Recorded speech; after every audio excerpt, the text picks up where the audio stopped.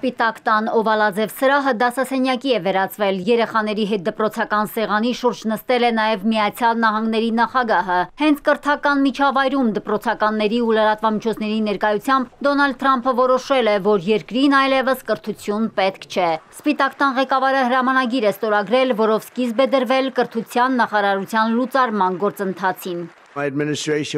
Իմ վարչակազմն իրավական բոլոր քայլերը կձեռնարկի նախարարությունը փակելու համար։ Մենք պատրաստվում ենք փակել այն որքան հնարավոր է շուտ։ Այն մեզ ոչ մի օգուտ չի տալիս։ Նախագահի պնդմամբ նահանգները կրթական ոլորտի վրա ավելի շատ է ծախսում, քան աշխարհի որևէ այլ երկիր, ընդ որում, ըստ Թրամփի, ամերիկացի դպրոցականները ակադեմիական առաջադիմության ցուցակի վերջում են։ Թրամփն ու հանրապետականների մեծ մասը կոչ են անում փակել կրթության նախարարությունը, սակայն գերատեսչությունն ամբողջությամբ լուծարելու համար անհրաժեշտ կլինի կոնգրեսի հավանությունը, ինչը քիչ հավանական է։ Միացյալ Նահանգների դաշնային դատարանն արգելափակել է կրթության նախարարությունը լուծարելու Թրամփի վճռելով, որ այդ քայլը միտված է առանց կոնգրեսի հաստատման ամբողջ նախարարության լուծարմանը։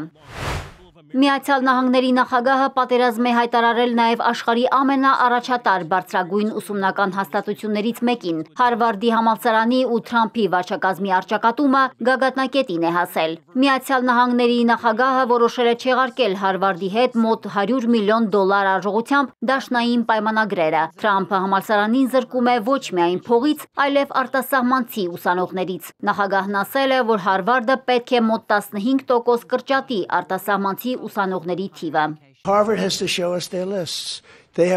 Հարվարդը նախ պետք է իր ցուցակը ցույց տա։ Նրանք արտասահմանցի ուսանողներ ունեն, որոնց թիվը կազմում է մոտ 31%։ Մենք պետք է իմանանք, թե որտեղից են այդ ուսանողները եկել։ Միգուցե նրանք խնդրահարույց են, կարող են լինել արմատականներ։ Մենք չենք ցանկանում, որ նրանք խնդիրներ առաջացնեն մեր երկրում։ Թրամփի կրթական ռեպրեսիաները ցնցել են Հարվարդի թե ուսանողությանը, թե պրոֆեսորադասախոսական կազմին։ Հազարավոր ուսանողներ ու կրթության ոլորտի աշխատակիցներ բողոքի ակցիա են կազմակերպել։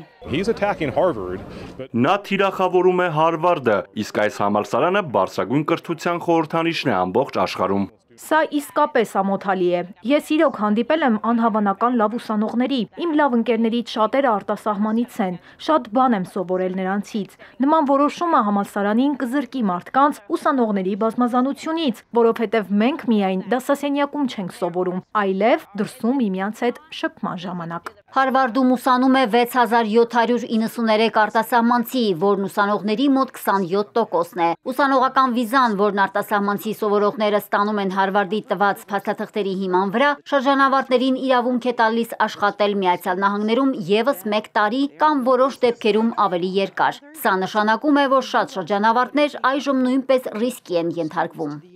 Ոչ միայն այս, այլև ցանկացած բուհի ֆինանսավորման կրճատումը պարզապես ծիծաղելի է։ Հետազոտությունների ֆինանսավորումը մտավոր անկախությունը Միացյալ Նահանգներն ավելի հզոր եւ ուժեղ են դարձնում։ Կարճ ասած, այս որոշումը սարսափելի ու շատ զզվելի է։ Սա կործանարար է ամբողջ կրթական համակարգի համար, սա ավտորիտարիզմ է։ Մարդիկ նպատակային են գալիս այստեղ։ Հարվարդը հիանալի հաստատություն է հետազոտությունների եւ ուսանելու համար։ Թրամփի վարչակազմը բուհերի վերահսկողությունն ուժեղացնելով փորձում է պայքարել նաև հակասեմականության դեմ։ Միացյալ Նահանգների արդարադատության նախարարությունը նույնիսկ ստեղծել է հատուկ բաժին ուսումնական հաստատություններում եւ համալսարանական վայրերում հակասեմական ոտնձգություններն արմատախիլ անելու համար։ Դոնալդ Թրամփը Հարվարդի դեմ արտահայտվելիս երկրի լավագույն կրթօջախն անվանել է լիբերալիզմի ու հակասեմականության օջախ։ Մարիկ Օստանյան, Էպիկենտրոն։